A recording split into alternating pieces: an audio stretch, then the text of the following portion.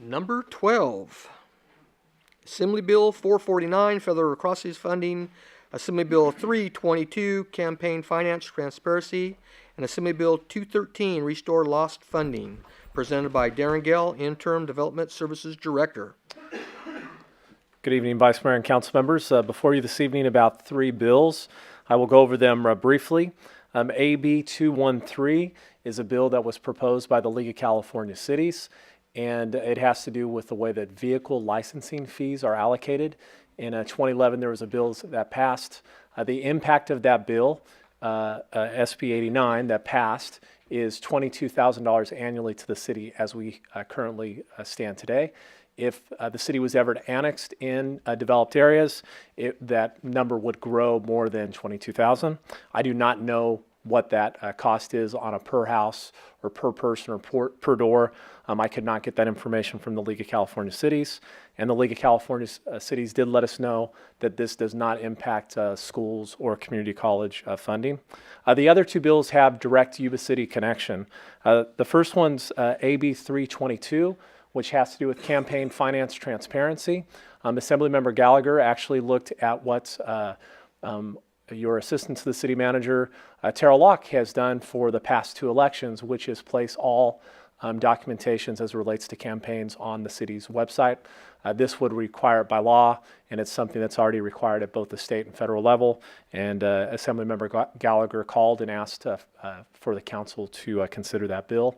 And then the third bill is a bill that Assemblymember Gallagher submitted for the city of Yuba City back in 2017. Caltrans has abandoned their third bridge project south of Bogue Road. They purchased all the right-of-way for that project in both Yuba and Sutter counties.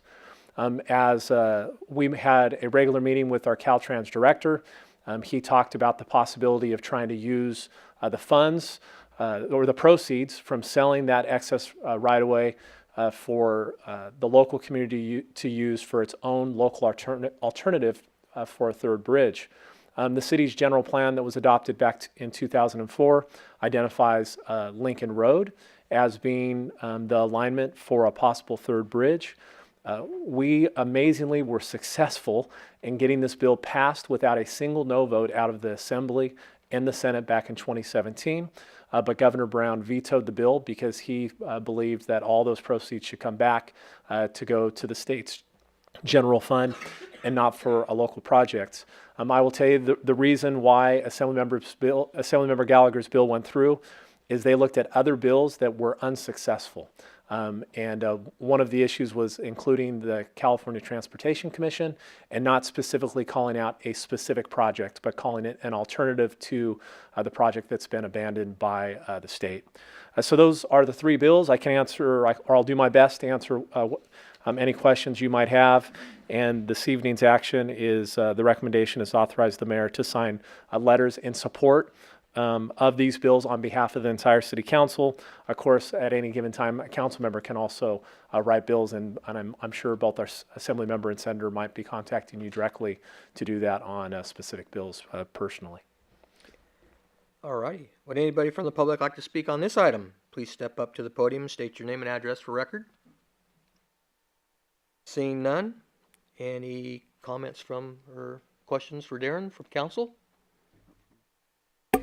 You answered the question. I was in the Assembly Bill 213.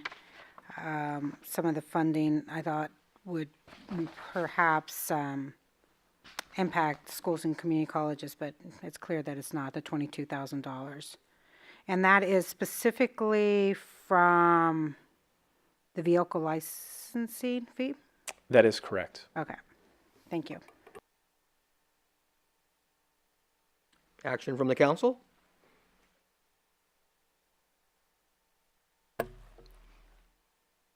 I'm looking for the recommendation. Motion to approve the city, well, wrong one. I can't read it. Go ahead. All right. Motion to authorize the mayor to sign letters of support on behalf of the city for Assembly Bill 449, Assembly Bill 322, and Assembly Bill 213. Second. Okay, I have a first and second. All in favor? Aye. Aye. Okay.